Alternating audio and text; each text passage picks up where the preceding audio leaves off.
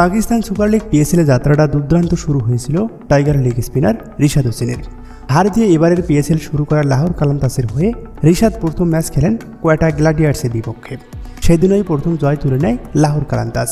ওই ম্যাচে 3টি গুরুত্বপূর্ণ উইকেট তুলে নেন বাংলাদেশি লেগি। করাচি কিংসের বিপক্ষে পরের ম্যাচেও তাই করেন।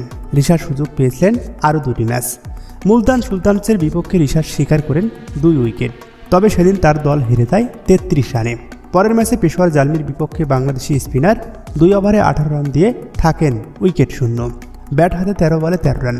4 ম্যাচে 8 উইকেট শিকার করা রিশাদ একটা সময় পর্যন্ত ছিলেন সর্বোচ্চ উইকেট শিকারী।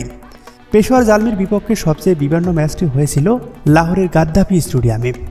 লাহোরের পরের 2টি ম্যাচ একই ভেন্যুতে। এখানে স্পিন কার্যকর কম। এবারের আসরে এই স্টেডিয়ামে এখন পর্যন্ত মোট 8টি ম্যাচ অনুষ্ঠিত হয়েছে। 8 ম্যাচে স্পিনাররা নিতে পেরেছে মাত্র 15 উইকেট।